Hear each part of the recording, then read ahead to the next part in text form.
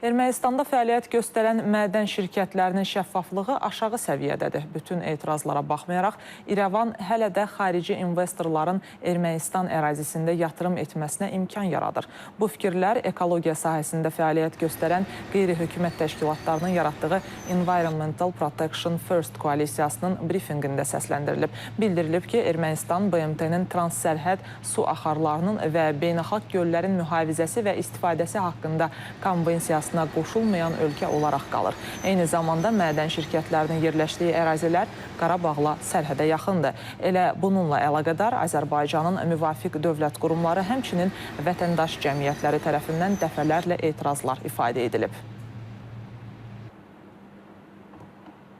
Koalisiyanın tələbi ondan ibarət ki, Ermənistan həmin ərazilərdə xarici investorlar, xüsusilə qərb ölkələrindən olan böyük şirkətlər, investorlar, bilirsiniz ki, o Ermənistanın iqtisadiyyatının o qədər gücü yoxdur bu yatırımlar etsin və o xarici investorlarla birlikdə bu layihələri ilə bağlı müqavilələrini müzakirə edir, qərarlarını verir, amma Azərbaycanın vətəndaş cəmiyyətinin bu narahatçılığı ilə bağlı ifadə olunan bəyanatlara heç bir geri dönüş və yaxud da bir mövqe bildirmir.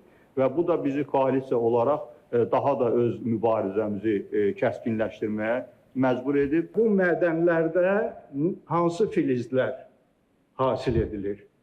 Qızıl, gümüş, mis, molibden, sink, bir də qurğuşun. Və bütün bu filizlərin təmizlənməsi, yəni qızılın oradan təmiz halda əldə olunması, gümüşün, misin müvafiq zəhərli kimyəvi maddələrdən istifadə ilə müşahidə edilir.